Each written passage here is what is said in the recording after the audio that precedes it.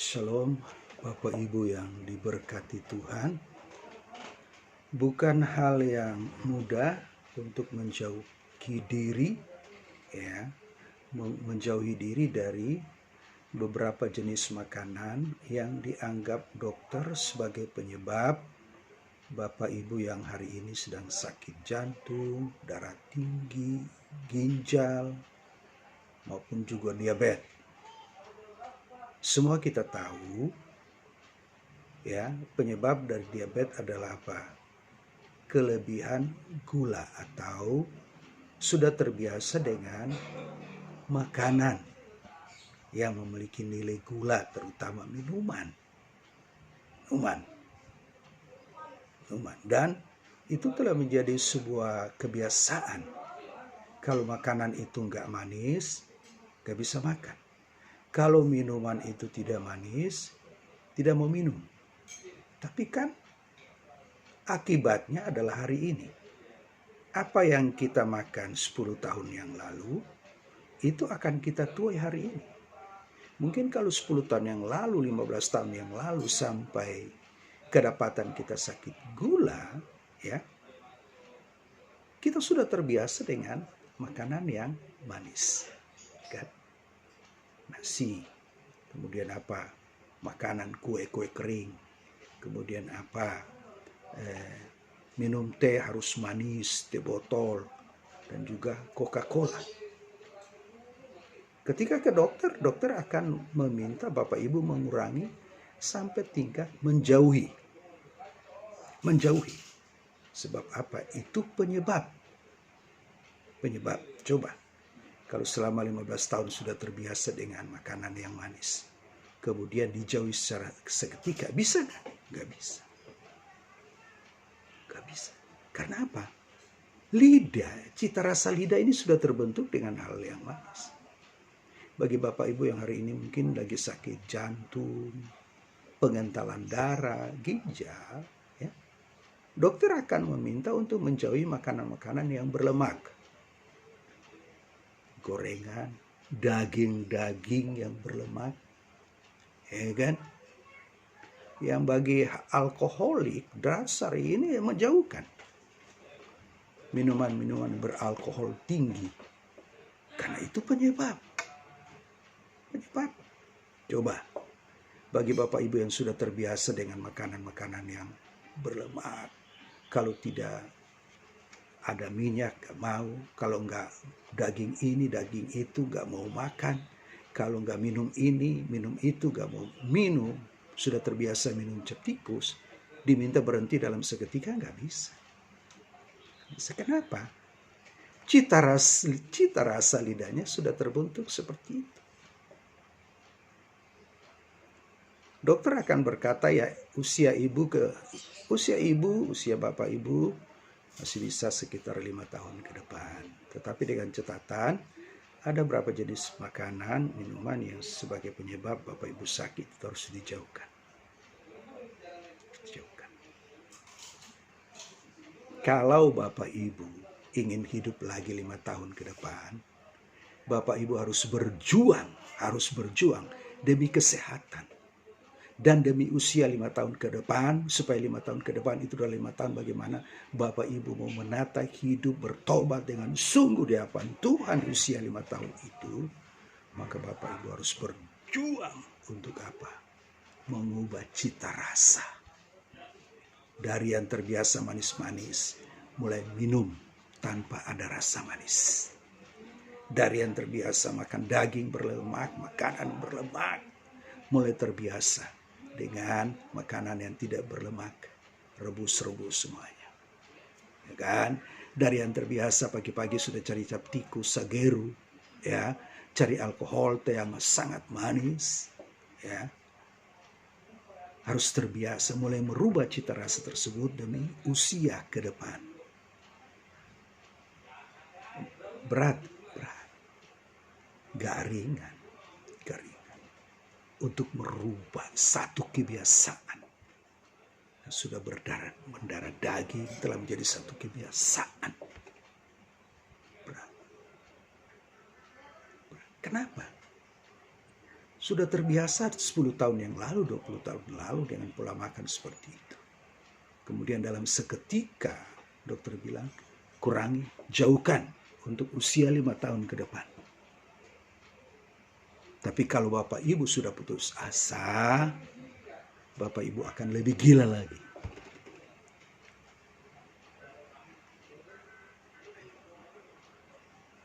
Dari orang yang sudah terbiasa dengan manis-manis merubah pola makan, nggak manis. Yang minyak-minyak berlemak-lemak, daging ini daging itu. Kemudian merubahnya dengan ikan, rebus-rebus semuanya. Itu berat. Kenapa sudah terbentuk?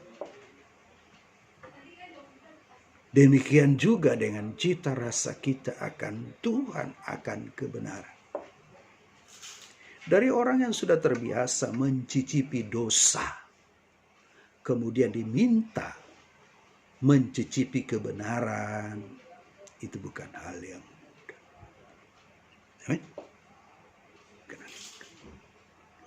Dari orang yang sudah terbiasa mencicipi keinginan daging, keinginan mata, keinginan dunia, keangkuhan hidup, kemudian diminta, kecaplah Tuhan, kecaplah Allah, betapa baiknya Tuhan itu bukan hal yang mudah. Bagi orang yang sudah terbiasa mencicipi dosa, kemudian diminta mencicipi doa, itu bukan hal yang mudah. Hal yang mudah. Karena mencicipi dosa sudah 30 tahun, 15 tahun, 50 tahun. Ya. Jadi nggak semudah kita membalikan telapak tangan. Nggak semudah. Dia harus bekerja lebih keras untuk menebus tahun-tahun yang hilang, hari jam yang hilang ketika dia sedang mencicipi dosa. Berat. Tapi itulah kekristenan. Merubah cita rasa duniawi dan kemudian memiliki cita rasa ilahi, surgawi, itu bukan hal yang mudah. Bukan hal yang mudah.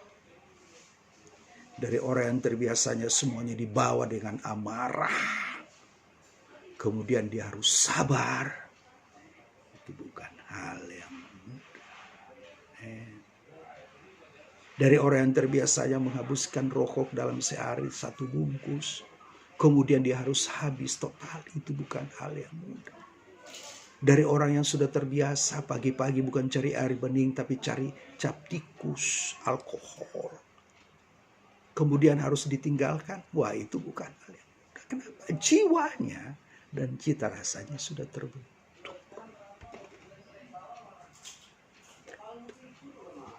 Sebab itu banyak orang yang frustasi. Baru maju selangkah untuk bertobat tinggalkan Tuhan. Kenapa? Gak kuat.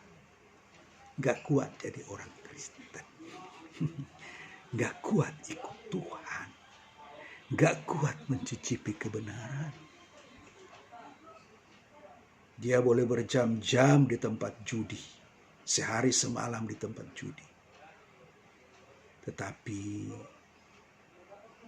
5 menit di ruang doa dia sudah gelisah. 30 menit di ruang doa dia sudah gelisah.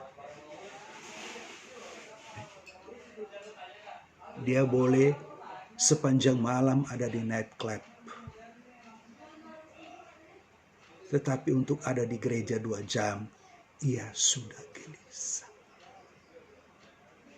Karena ruang doa, ruang ibadah itu bukan tempat yang, bukan habit dia. Bukan habit dia. Bukan habit dia. Dia gak terbiasa. Gak terbiasa. Oleh sebab itu banyak orang Kristen ya. Alkitab katakan seperti babi yang kembali ke kubangannya. Ambil babi, kalau yang ada pelihara babi hari ini bawa ke salon. Mandiin dia, kasih pipa. Kasih sampo. Setelah itu dia betah tempat bersidang. Kembali lagi. Karena di kubanganlah babi itu bersuka cita, berguling-guling. Itu dunia mereka. Seperti juga maaf anjinglah kembali ke muntahnya. Muntah yang dia muntahkan itu dia makan kembali. Itulah orang berdosa yang tobat kumat, kambuh lagi, karena nggak nekat, gak mau berjuang. Coba kita perhatikan, hanya untuk kesenangan dosa, dia nekat loh, nekat. Hanya untuk kesenangan dosa, keinginan daging, ada yang nekat korupsi, ngancam orang, mukul orang, bunuh orang, curi. Ngotot nggak? Ngotot. Hanya untuk menjawab keinginan dosa dalam dirinya, dia berpikir dia menjadi orang yang pintar, dalam tanda kutip. Pintar tipu, dia berpikir bagaimana supaya dia memiliki celah, kesempatan untuk apa? Mengambil barang orang itu tidak diketahui oleh pemilik dan orang lain. Kalau sudah sampai nekat, nggak punya uang, bodoh amat, sampai menghilangkan nyawa orang. Dan kita lihat, ya, perkelahian di mana-mana, pembunuhan terjadi di mana-mana. Itu cuma satu, cari makan. Jadi kalau orang sudah bicara cari makan, cita rasa, orang itu gak senang bunuh orang, benci orang, sakiti orang. Untuk hal-hal yang merusak karakter, yang membawa mereka, menggiring mereka ada di ujung neraka, mereka ngotot, sampai lupa Tuhan, lupa diri, tinggalkan istri, anak-anak berminggu-minggu hanya untuk apa? Untuk kesenangan dosa. Dan itu berlangsung bertahun-tahun. Jadi kalau dalam seketika mereka ada di ruang ibadah, itu sudah seperti cacing kepanasan. Pernah lihat cacing kepanasan? Aduh, ini pendeta ini khotbahnya panjang banget, ibadah ini panjang banget. Asam, mulut asam. Saya ketemu di toilet gereja, loh Pak, kenapa keluar? Iya, menurut saya asam, saya merokok dulu. Jadi akhirnya toilet gereja jadi bau asap rokok. Karena apa? Baru duduk 10 menit dengar khotbah, udah gelisah. Kenapa nih? Karena sudah terbiasa.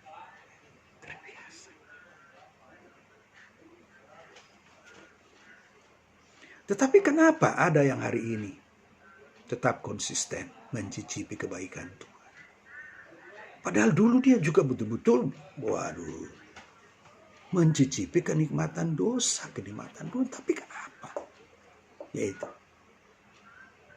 dia nggak pasrah pada keinginan dosa yang menuntut dia untuk kembali ke masa lalu. Dia nggak tunduk pada keinginan dosa yang ingin menyeret dia kembali kepada masa lalu. Ya. Sekalipun dia belum satu rasa dengan Tuhan, mungkin ketika dia mencicipi kebenaran itu, dia rasa muntah, rasa mual, kepalanya pusing, dia stres. Tetapi demi keselamatan jiwaku, demi keselamatan karakterku, demi keselamatan istriku dan anak-anakku yang sudah kusia-siakan mereka bertahun-tahun, aku harus paksa diriku, aku harus ngotot. Sehingga cita rasa akan kebenaran itu menjadi milikku.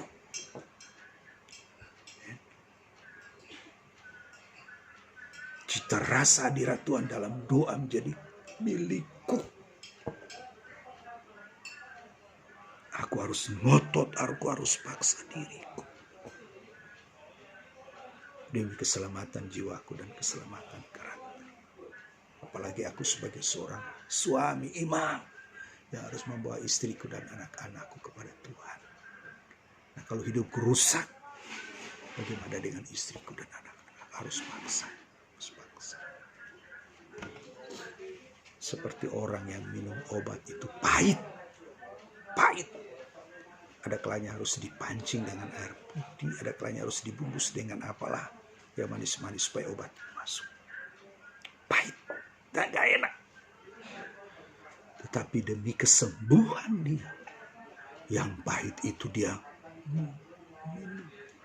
Ada kalanya dia buka mulut lebar-lebar kemudian lemparkan supaya tidak menyentuh lidah, langsung ke tenggorokan, didorong air minum. Demi apa? Demi kesehatan. Seharusnya demi kesehatan jiwa, kesehatan batin kita, kesehatan roh kita, perasaan, kesehatan karakter kita yang sudah rusak. Mulai hari ini kita harus berusaha mencicipi doa bukan dosa. Mencicipi kesucian Tuhan bukan kotoran dosa. Mencicipi kebenaran bukan kebohongan dan ketidakbenaran yang berasal dari dosa. Amen. Berjuang, ngotot. Iblis nggak paksa diri kita, Tuhan juga nggak paksa. Tapi setiap kita yang sudah berjumpa dengan Tuhan dan mengecap kebaikan Tuhan, kita yang harus paksa diri, harus paksa. Kamu nggak boleh putus asa. Sekalipun hari ini 5 menit kamu sudah gelisah di ruang doa, kamu nggak boleh paksa. Ngotot, pertahankan 5 menit sampai 10 menit berjam-jam tidak gelisah. Rubah. Bisa semalaman di nightclub, di tempat-tempat yang berdosa. Tetapi di gereja 1 jam 2 jam sudah gelisah. Kamu gak boleh kalah. Jiwaku, kamu gak boleh kalah. Kamu gak boleh kalah. Dulu kamu bisa berjam-jam, bisa sepanjang malam di nightclub. Hari ini kamu harus bisa berjam-jam dalam hadirat Tuhan, bisa berjam-jam dalam tempat ibadah. Itu orang-orang yang ngotot. Dan biasanya orang-orang yang ngotot akan melihat hasilnya.